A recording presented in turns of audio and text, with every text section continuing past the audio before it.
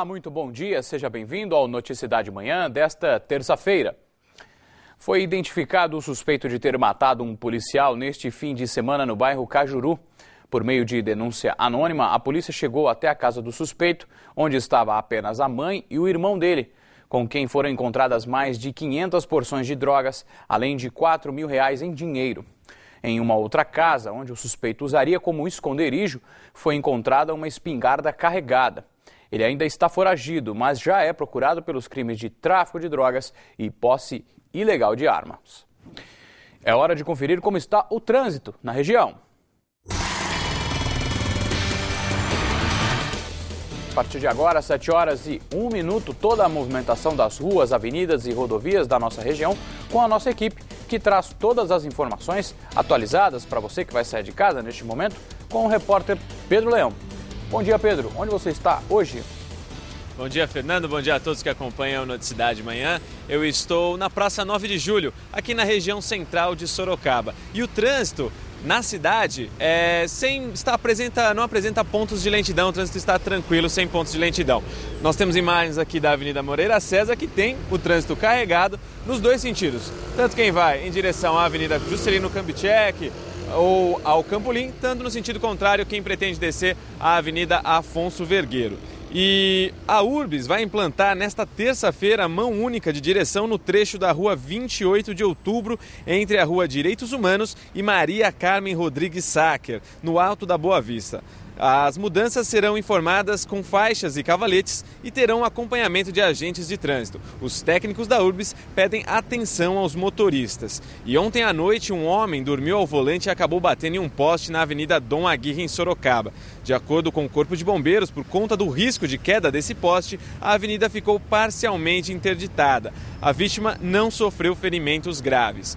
E quem segue pelo sistema Anhanguera, Bandeirantes e Castelo Raposo não encontra pontos de lentidão na maior parte das rodovias. Só vai encontrar a lentidão na chegada a São Paulo, por isso é preciso ter atenção. Fernando. Tá ok, Pedro, obrigado pelas informações. E um adolescente de 17 anos morreu nesta madrugada depois de sofrer um acidente na Avenida Dom Aguirre, em Sorocaba. Segundo a polícia, ele estava em uma moto com outro adolescente que, ao ver a viatura da PM, tentou fugir para não ser abordado por conta da falta de habilitação. Durante a fuga, o motociclista perdeu o controle do veículo e o garupa foi arremessado contra o poste. O jovem chegou a ser socorrido, mas não resistiu. Já o outro adolescente teve ferimentos leves e foi levado para a delegacia e, em seguida, liberado. E a gente continua a falar de trânsito e agora o alerta é para os motoristas. Houve aumento no número de multas aplicadas por excesso de velocidade em algumas vias da região. Seu Valdir mora bem próximo da Avenida Santa Cruz, uma das mais movimentadas de Sorocaba. Aqui, carros e motos parecem não respeitar o limite de velocidade. Muita gente mesmo, carro passar 120, 140 por hora, bater no poste ali em cima, derrubar muro, entendeu? E derrubar ponto de ônibus. O limite de velocidade máxima aqui na Avenida Santa Cruz é de 50 km por hora. Mas os motoristas só reduzem neste ponto por causa do radar. Passando pelo equipamento, a história é outra. O aposentado diz que já reclamou diretamente com a Urbis, empresa que administra o transporte em Sorocaba, mas nada foi resolvido. Há muita necessidade que a Urbis faça uma visita para nós, para que se possa sinalizar o bairro. A Avenida Santa Cruz é um declive acentuado.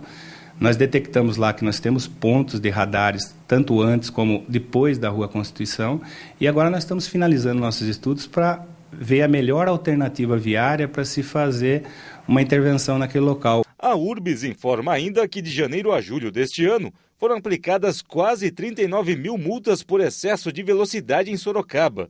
No mesmo período do ano passado, foram quase 9 mil autuações a menos. E esta alta se deve à quantidade de radares e à falta de consciência dos motoristas. Existem alguns fatores que a gente pode... Primeiro, a falta de atenção realmente dos nossos condutores, né? O desrespeito aos limites de velocidade e o aumento, né, gradativo da nossa frota.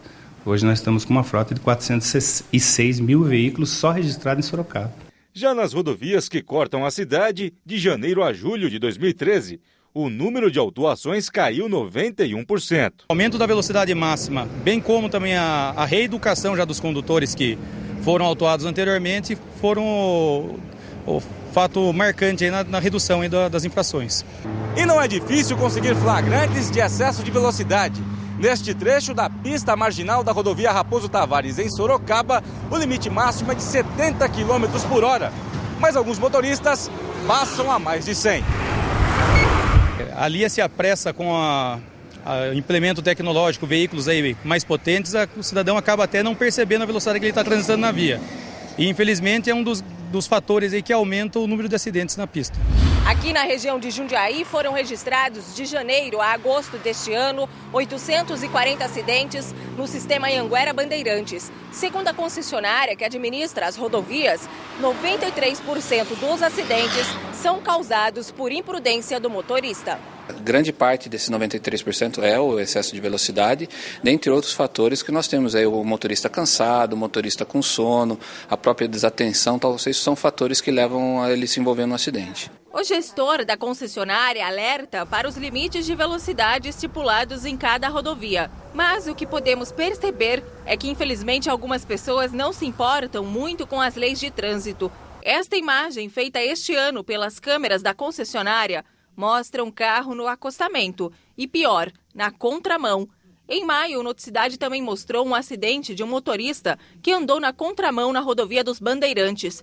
8 pessoas morreram, sendo 7 vítimas da mesma família. Um caminhão carregado com madeira tombou no canteiro central da SP-127, no sentido de Capão Bonito, em Itapetininga.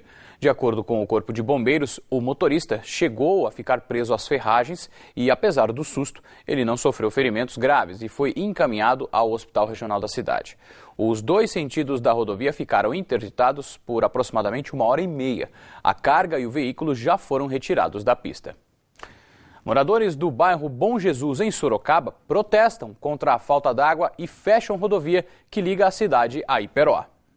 Horas depois, ainda era possível ver pedaços de pau e pneus queimados próximos à rodovia. Segundo a polícia, cerca de 100 pessoas interditaram por aproximadamente 40 minutos a rodovia Bolívia, que liga Sorocaba a Iperó. O Corpo de Bombeiros chegou a ser acionado por conta dos pneus queimados, mas não houve feridos. Os moradores protestam contra a falta de água no bairro, que, segundo eles, já dura uma semana. A gente não sabe se é vazamento, se o problema é a bomba ou o poço que está acabando a água. Representantes do SAI de Sorocaba estiveram no local minutos após o protesto, mas segundo os moradores, só encher a caixa d'água não tem resolvido. A água que eles colocam aqui desce para baixo, a parte de cima fica sem. Temos roupa para lavar, criança para cuidar, casa para limpar, não tem como. E o problema não é só com a água. O bairro também não tem sistema de esgoto. Tem morador que mora aqui há 40 anos, eu moro há 30 anos, que estamos esperando uma rede de esgoto no bairro.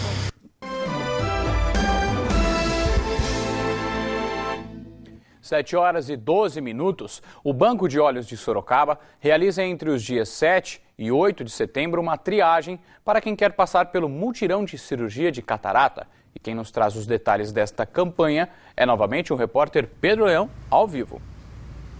Nos dias 7 e 8 de setembro serão realizadas as triagens para as pessoas que vão operar nos dias 14, 15, 28 e 29 de setembro. A meta é operar 1.800 pessoas. Sobre este assunto eu converso agora com Edil Vidal Souza, superintendente do BOS. Edil, bom dia. A pessoa que estiver interessada, qual é a primeira coisa que ela tem que fazer? Ela deve procurar o posto de saúde de sua localidade e solicitar o encaminhamento ao DRS para providenciar o atendimento no hospital oftalmológico. Feito esse encaminhamento, chegou na triagem, como é que vai ser feita essa triagem? Então, ele vai passar com uma consulta com um médico especialista em catarata. Havendo a indicação, já sai agendado o dia de cirurgia que deve ser realizado ainda neste mês. Nesses dois finais de semana previsto. Exatamente, são 1.800 cirurgias previstas para esse mês. O objetivo do hospital é atingir mais de 6.000 cataratas neste ano ainda. Tem preferências os pacientes? Isso vai ser feito na triagem? Olha, os pacientes devem ser da região aqui de Sorocaba, que envolve 48 municípios. Essas cirurgias fazem parte de uma meta da Organização Mundial da Saúde. Isso, a Organização Mundial de Saúde preconiza 3.000 cataratas por milhão de habitantes por ano. E então nós temos uma região com mais de 2 milhões de habitantes. Ok, muito obrigado pelas informações. E para saber se a sua cidade é da área de abrangência do BOS, basta ligar no telefone 15, o DDD, 3212-7000. 3212-7000. Fernando. Legal, Pedro. Ótima notícia para quem sofre deste mal aí, de repente tentar sanar um pouco mais esse probleminha de saúde aí que atrapalha muita gente. Daqui a pouco a gente volta, viu, Pedro? Nós sabemos que as regras existem para cumprirmos, certo? Pois bem, em Sorocaba existem milhares de leis criadas pelo Legislativo. Afinal, quantas realmente são aplicadas e fiscalizadas na prática? O tema chama a atenção que até uma comissão foi criada para rever as normas que regem o município. Aqui na cidade, quantas leis existem? Não sei. Não tenho ideia. Não tenho noção. Sorocaba possui mais de 10 mil leis. No ano passado foram aprovadas pela Câmara e sancionadas pelo Executivo 461 normas. Só no primeiro semestre deste ano foram 157 novos textos. Com tantas regras, algumas chamam a atenção por faltar algo. Como a Lei 10.527 de 2013, de autoria do vereador Francisco França. Sancionada em 31 de julho, ela obriga os restaurantes de entrega a domicílio que entreguem comida lacrada. A multa para os estabelecimentos que desrespeitarem a norma é de R$ 100 e, em caso de reincidência, R$ 1.000. O problema é que o texto não define quem deve fiscalizar o comércio. Segundo o autor, isso não é de responsabilidade dele. Quem tem que fazer isso é a Prefeitura Municipal, porque dependendo da lei, é um setor da Prefeitura que fiscaliza. Então essa determinação ela é do Executivo Municipal. A lei ela não pode vir acompanhar tal órgão que vai fiscalizar, porque são órgãos diferenciados e é responsabilidade do Poder Público Municipal. Este restaurante de comida chinesa já entrega comida com lacre há 4 anos. O estabelecimento segue uma norma da matriz em São Paulo. A mudança não foi feita para se adequar à lei municipal. Para o diretor de franquias, ela apresenta brechas que prejudicam o ramo. Quando a gente é consultado, a gente sugere, pode melhorar, quem vai fiscalizar, como que vai ser o processo, qual o prazo de adequação, onde eu recorro para ter mais informações. Nós, por exemplo, somos uma rede, a gente tem condições de buscar informações. Há vários restaurantes de bandeira branca que são menores, a informação às vezes nem chega para ele. Segundo a Câmara, os vereadores não são obrigados a citarem quem deve fazer a fiscalização das normas, mas podem indicar quem é o responsável, como foi o caso da Lei 9.165 de 2010. Sancionada há 3 anos, ela obriga imobiliárias da cidade a informarem à Prefeitura quais imóveis estão fechados há mais de 1 ano para que o Executivo combata a proliferação do mosquito da dengue. Mas ela nunca foi cumprida, já que a norma não estabelecia quem deveria fiscalizar as irregularidades. Isso motivou este vereador a acrescentar neste ano uma emenda ao texto. Nós fizemos uma emenda para que essa área ficasse sobre a vigilância epidemiológica, para que ela pudesse fazer então a fiscalização. Então agora entra em vigor para que a vigilância possa estar vistoriando esses imóveis que estão há mais de 1 ano fechado. Por conta dessas leis que são aprovadas, mas não contam com fiscalização, os vereadores aprovaram a Comissão das Leis Consolidadas. O objetivo é analisar as leis, consertá-las ou até mesmo revogá-las. Nós estamos fazendo isso para que todas as leis elas sejam consolidadas num só livro, para que venha trazer o benefício ao Executivo, que vai executar as leis, o benefício para o munícipe, que vai saber das leis que são existentes. E é isso que a população espera, que os vereadores trabalhem de fato pela cidade. Mais leis voltadas mais para o benefício da sociedade, para o povo. Criar leis para a melhoria da população, né? Que é o público que eles têm que ajudar. Antes você fazer uma lei e depois não dá resultado nenhum. Quanto à fiscalização, a Câmara Municipal de Sorocaba informou que cabe ao Poder Executivo. Explicaram ainda que indicar quem cobra poderia ser considerado inconstitucional, uma vez que um poder não deve interferir na competência de outro. Entramos em contato com a Prefeitura também de Sorocaba, mas não tivemos retorno. Olá, bom dia para você que está chegando agora na audiência do Noticidade Manhã, 7 horas e 21 minutos. Uma casa pegou fogo em alumínio na Vila Paulo Dias. De acordo com o Corpo de Bombeiros, a equipe levou quase 2 horas para controlar o fogo. Felizmente, ninguém ficou ferido. As causas do incêndio ainda serão apuradas. A Previdência Social já começou a liberar a primeira parcela do 13º salário aos pensionistas e aposentados. Mas para onde será que vai esse dinheiro extra? Quem se aposentou e recebe mais de um salário mínimo já vê a diferença na conta. Todos têm direito a receber a parcela, né?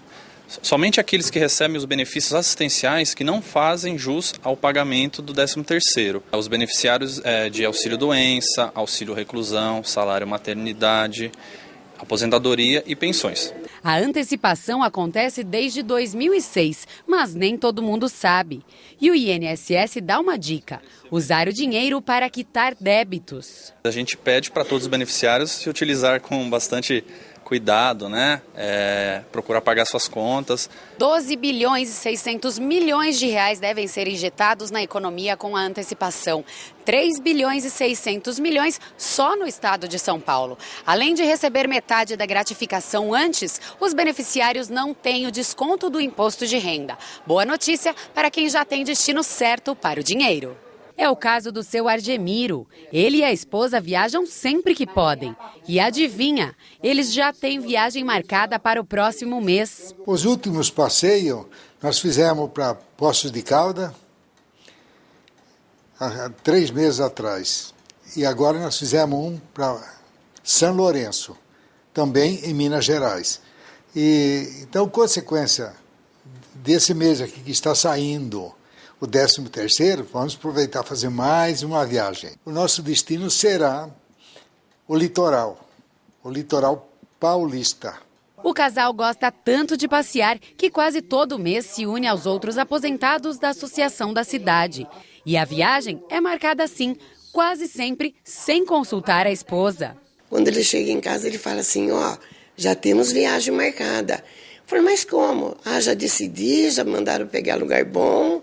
E não são só eles. Seu Darcy mostra as fotos tiradas na última semana, em Barretos, para onde vai todo ano. E adivinha o que ele deve fazer com a metade antecipada do 13º? Eu guardo para viajar. Eu não uso outra coisa, é para viajar. Comer, beber e viajar. Tá certo, descansar e, claro, movimentar a economia, que é importante. A previsão é de chuva para esta terça-feira. As temperaturas devem cair um pouco. A gente tem imagens ao vivo de Sorocaba, onde o céu neste momento está nublado. As temperaturas hoje na cidade variam entre 16 e 25 graus. Veja agora como fica o tempo em outras cidades da nossa região.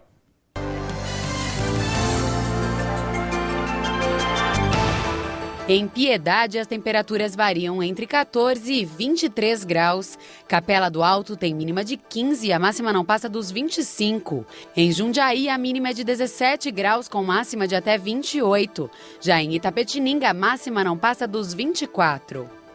Olha só, 7 horas e 24 minutos. Depois das principais notícias da região, vamos à redação do SBT Manhã na capital para saber o que vai repercutir nesta terça-feira com Patrícia Rocha. Um criminoso foi baleado numa suposta troca de tiros com a polícia depois de uma perseguição na Água Rasa, zona leste de São Paulo. Ele e outro suspeito que conseguiu fugir tinham roubado uma BMW. Logo depois de roubar o carro, a dupla foi surpreendida pela polícia. Na fuga, os criminosos bateram neste muro. Segundo uma testemunha, os policiais deram ordem para que os ladrões saíssem do veículo. Mas como eles não obedeceram, os PMs começaram a atirar. Mesmo assim, os assaltantes persistiram na fuga. Pouco depois, abandonaram a BMW e tentaram escapar a pé. Segundo a polícia, houve uma troca de tiros. Um dos suspeitos foi baleado e preso. O outro conseguiu fugir. Durante a perseguição, 2 policiais que estavam de moto acabaram caindo, mas felizmente tiveram apenas ferimentos leves.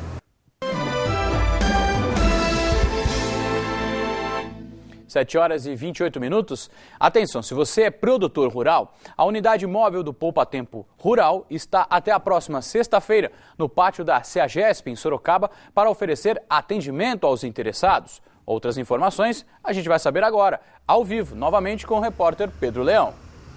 São mais de 50 serviços disponíveis e sobre este assunto eu converso agora com o Valério Oliveira, que é gestor do Poupa Tempo Rural. Valério, bom dia. Quais os serviços disponíveis? Bom dia. Como você disse, são mais de 50 serviços, né? Então eles estão divididos entre desentraves burocráticos, declarações, certidões e preenchimentos afins. Você tem também informações, encaminhamento sobre crédito e seguro rural e também capacitação, né? O produtor vai poder obter informações sobre cursos da secretaria e de repente até fazer no local, no próprio município. E além disso vai haver uma orientação para a compra e venda de produtos. Exatamente, desde sementes, né, mudas, tem também sêmen bovino e diversos outros produtos fornecidos pela Secretaria de Agricultura. O produtor precisa levar algum documento? Não precisa levar nenhum documento. Todas as informações e orientações são feitas na hora, ali pelos técnicos da unidade. Por ser na CEAGESP, o horário de funcionamento é diferenciado. Excepcionalmente esta semana o horário será das 7 às 13 horas para que a gente possa pegar os produtores que estão levando os produtos lá no entreposto. Tá ok, muito obrigado pelas informações. E o Poupa Tempo Rural fica na CEAGESP de Sorocaba até o dia 6 de setembro, sexta-feira. A CEAGESP está localizada na rua Terêncio Costa Dias, número 300. E ainda falando sobre as notícias do campo, você sabia que a colheita da mandioca pode demorar quase 300 dias? Não? Então acompanhe esse e outros detalhes na reportagem de Renato Diniz e Eduardo Bartels.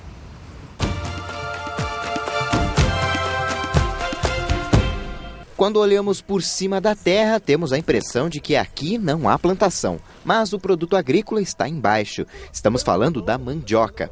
A área plantada de mandioca no Brasil caiu em relação ao ano passado 9%, mas a expectativa de colheita é otimista. A produção deve ser de 25 milhões de toneladas da raiz este ano, um aumento de 3%. Em um dia, Augusto chega a vender 1.000 caixas de 40 quilos de mandioca colhida na propriedade que tem em Araçoiaba da Serra. Ela é colhida 11 meses depois de ser plantada. Exige paciência quando se fala em prazo, mas é de fácil cultivo. Não precisa de irrigação, para a formação também não depende de muita chuva, ela suporta um maior tempo de seca. O que sobra, os galhos que a gente viu no começo da reportagem, também chamados de rama, são usados para plantar novos pés. A caixa é vendida aqui por R$ 12. No mercado, o pacote de 1 quilo dela custa R$ 2,50. Ela já vem descascada, pronta para ser frita ou engrossar a sopa, o que o cozinheiro preferir. Esse caminhão aqui segue para São Paulo, onde será comercializada no bairro da Penha por Daniel. Vender mandioca agora nessa época do ano é muito bom de vender. A oferta atual é grande, mas como a produção deve começar a cair em setembro com o fim da safra, se prepare para o aumento no preço. Se tiver pouca diminuindo a mercadoria,